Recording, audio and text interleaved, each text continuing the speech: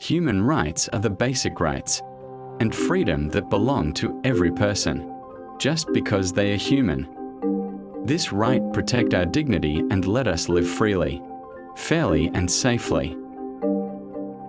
Over time, the idea of human rights has changed from early natural law thinkers who believes rights came from human nature to modern views that say rights should be protected by law and society. In this video, we will explore what human rights mean, how they are defined, and why they are important to today's world. The first part explains how different cultures and a scholar describe human rights. Then we'll discuss their main principles, such as equality, participation, and accountability, which show how people and government should treat one another.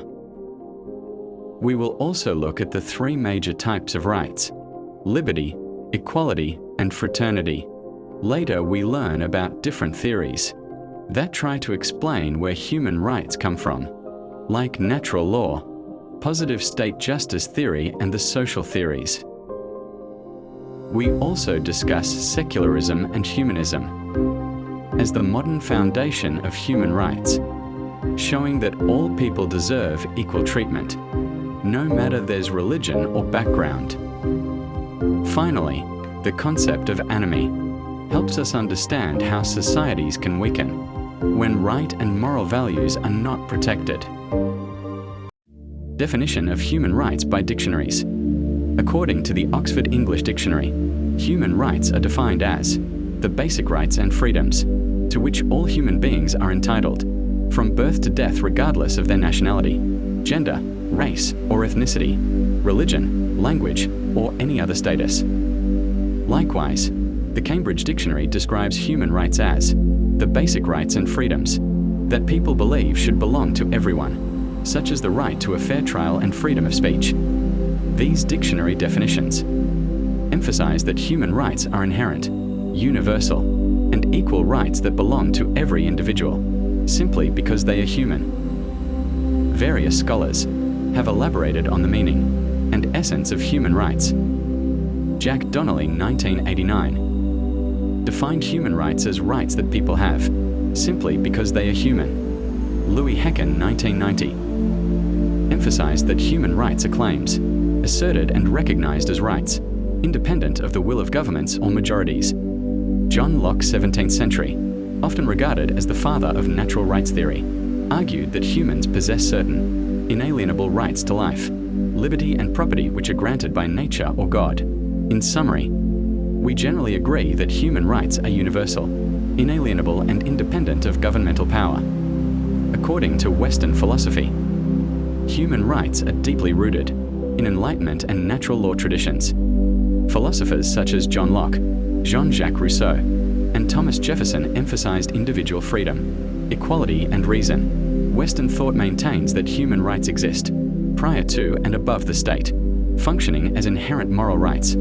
Furthermore, the Universal Declaration of Human Rights, drafted primarily by Western countries in 1948, reflects the belief that all individuals possess rights that must be protected by law. In summary, the Western perspective highlights individualism, freedom, and the legal protection of individual rights.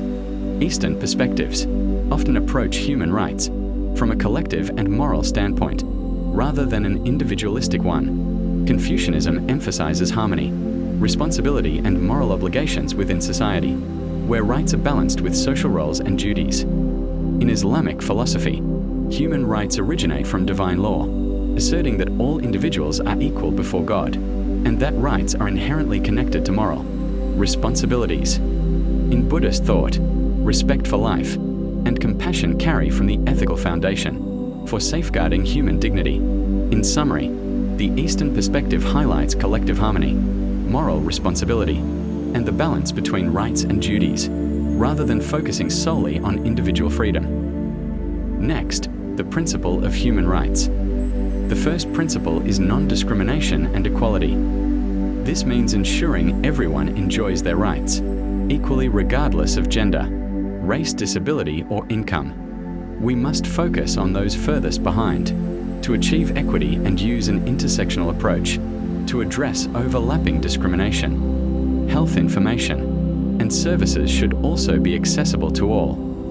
The second principle is participation. Communities and civil society should be actively involved in planning and decision-making. By addressing power imbalances and valuing lived experiences, we can design programs that truly meet people's needs. The third principle is accountability. Governments and institutions must have clear mechanisms to ensure rights are respected. This includes oversight by national human rights institutions in the UN and regulating private actors, for example, through tobacco advertising bans, to protect public health. Now, let's explore the dimensions of human rights. The first dimension is liberty, also known as the first generation of rights. These rights focus on freedom and protection from state abuse. They are often called negative rights, meaning that the state must not interfere within individuals' freedoms. These are found in Articles 2 to 21 of the Universal Declaration of Human Rights, include the right to life, liberty and security, freedom from torture or slavery. The second dimension is equality, or the second generation of rights. These rights focus on ensuring equal access to basic needs and improving quality of life. They are positive rights, which means the state must take action to provide them. These are found in Articles 22 to 27 of the UDHR, include the right to work and social security, the right to education, and the right to an adequate standard of living, including rest, leisure, and participation. The third dimension is fraternity, focus on collective well-being and global cooperation. They appear in Articles 28 and 29 of the UDHR. Include the right to development, the right to peace, and the right to a clean and sustainable environment. These rights remind us that human rights shared among communities and nations. Next topic is about theories of human rights. There are basically lots of theories that are related to human rights, but we are going to focus on these 5 theories. They are natural law theory, positivism or utilitarian theory, justice theory, social justice theory, and social scientific theory. For natural law theory, these theories are presented by John Locke, who proclaims that every individuals have basic rights created by nature over their life, property, and liberty because they are humans. These basic rights exist independently based on morals, and it is created by the government itself. But the government must ensure and should protect these rights. Citizens have basic rights that should always be protected, like the right to have freedom of religion, that is recognized and approved by the important court cases. For example, in the US Supreme Court, the authorities have held tax exemption for religious organizations to show respect for historical consensus about natural rights and worship free from state or country interference. Next is the positive or utilitarian theory. This theory emphasizes that laws and moral rules derive their authority from social agreements and utility. It shows what most society agrees on and what brings the most fortune to majority of people. The goal is to maximize overall happiness and well-being, even if it means individual rights might be limited and sacrificed for the greater good. For example, it's the trolley problem, where it's a core of moral calculus. It shows that sometimes we must choose actions that gives the most happiness and benefits to society, even if some individual sacrifice has to be made, such as create rules to protect and control public health, even if the citizens feel restricted. The third is the justice theory, that is founded by philosophers like John Rawls. It shows that society should distribute rights and resources based on fairness. It emphasized on ensuring fairness and equality by applying principles. Showed it without the knowledge or bias of one's social background or position. In simple terms, we should make decisions like we didn't know our own wealth or status in society, so we can maintain fairness for the resources, sharing fair rules as we create it without bias. Based on Rawls's example, it tells us to create fair rules by pretending we don't know our standing and place in society. So everyone has equal chance and opportunity. It shows us the scenario of will of ignorance, to illustrate on how justice principles of those shown in, without knowing of what's social status. Next is the social justice theory of human rights. This theory looks at human rights from the perspective of social fairness. It is about making sure that everyone, no matter the background, as everyone has equal protections and chances, especially for those who faces with unfair treatment like minorities, racial and gender discrimination. In the US, civil rights movement is where people fought to make sure that everybody is treated with equal rights and fairness regardless of one's background.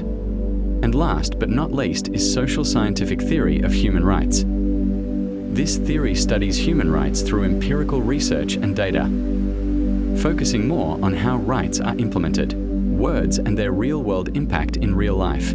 It uses methods of social sciences like surveys, case studies and statistics to estimate whether policies and law effectively protect the equality and dignity of the people.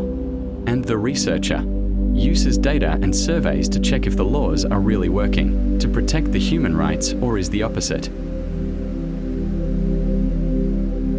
In Hegel's law, it is divided into two main types of laws, and they are law of nature and law of rights. Law of nature are always true and exist independently from humans, where the law of rights is created and handed down by humans, based on societal agreements.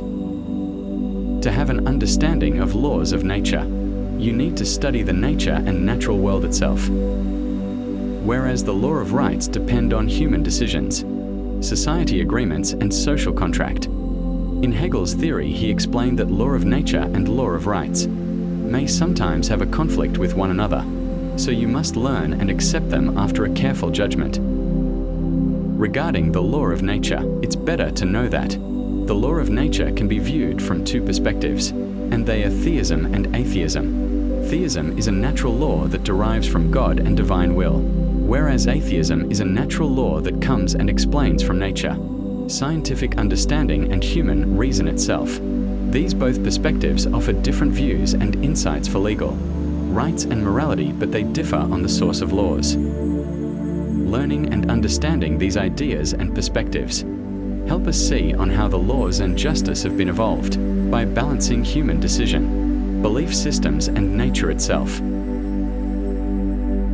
The simplest way to see secularism as the basis of human right is to view it as a rule that keeps government decision neutral about religion, so that rights are granted to everyone on a common, non-theological ground. By separating state and religion, secularism guarantees that no faith can dictate laws, which protects the freedom to believe or not believe, and prevents the state from imposing religious doctrine on anyone. This neutrality creates one law for all, ensuring that all citizens, religious, non-religious or indifferent, will receive the same legal protection, which is the core of equality before the law. Because the state does not privilege any belief, it can safeguard universal human rights standard, such as freedom of expression, gender equality, LGBT rights without religious interference. In practice, secularism does provide the institutional framework where human right can flourish, where it protects individual conscience, balancing freedom of religion with freedom from religion, and secures a level playing field for all lifestyles. Next, humanism. Humanism is a philosophy that places humans at the center of importance. It emphasizes reason, morality, and compassion, believing that people have the ability and responsibility to make ethical choices and improve the world without relying on divine or supernatural beliefs. The simplest way to understand humanism is that humanism is the belief that people and their values come first. It teaches that we should use reason, kindness, and respect to make decisions, rather than depending only on religion or tradition. Humanists believe that every person has dignity and the power to make the world a better place through their action. Now let's see how secularism and humanism as the foundation to the idea of human rights. In the modern era, secularism builds the political foundation for human right. It means the state must stay neutral, not favoring any religion or belief. This separation of religion and government ensures that laws are based on reason, not divine command. True secularism rights like freedom of religion, equality before the law, and freedom of expression belongs to individuals, not to religious groups. It creates a single, fair legal framework where everyone, regardless of faith or background, to live under one fair system. Humanism provides the moral heart of human rights. It emphasizes that every person has dignity, intelligence, and the capacity for empathy. We don't need divine permission to care for others. We need compassion and reason. From this view, rights are equal and universal, because they come from our shared humanity, not from religion or political power. Every human being deserves respect, simply for being human. When secularism and humanism come together, they form the foundation of modern human right. Secularism creates a fair and neutral space, where laws can protect everyone. Humanism gives those laws meaning, reminding us that all people are entitled to life, freedom, education, and participation. Together they shaped documents, like the Universal Declaration of Human Rights, ensuring that dignity and equality belong to everyone, everywhere. Anarchy by Durkheim. Emile Durkheim introduced the concept of anarchy. In his work, The Division of Labor in Society, 1893, he described anarchy as a state of normlessness. When social norms and moral guidance weaken, individuals lose their sense of purpose and belonging. Durkheim believed that rapid social changes, industrialization, or breakdown of community values can lead to anarchy, resulting in social instability and increased deviant behavior. In simpler terms, anarchy occurs when society fails to provide moral regulation, leaving people uncertain about what is right or wrong. This lack of guidance weakens social cohesion and collective morality. For example, during economic crisis, unemployment or inequality can make people feel disconnected from society, shared goals, leading to feelings of alienation and hopelessness. Next, anarchy by Merton. Robert K. Merton expanded Durkheim's idea in his strain theory, 1938. He argued that anarchy arises not just from normlessness, but from a disconnection between culturally and approved goals and the legitimate means to achieve them. In every society, people are encouraged to pursue success, wealth, status, achievement. However, when legitimate paths, such as education or jobs, are blocked, individuals may experience strain and turn to deviant or illegal means to achieve those goals. Merton identified 5 types of individual adaptations to this strain: conformity, following rules and pursuing goals legally; innovation, pursuing goals through illegal or unethical means; ritualism, following rules without caring about success.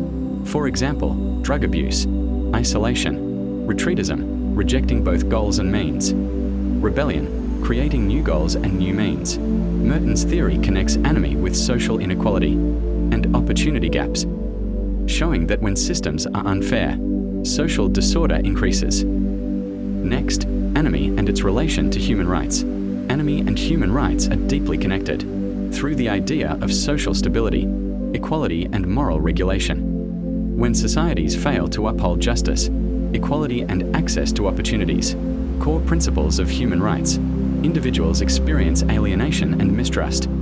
This creates a fertile ground for anarchy.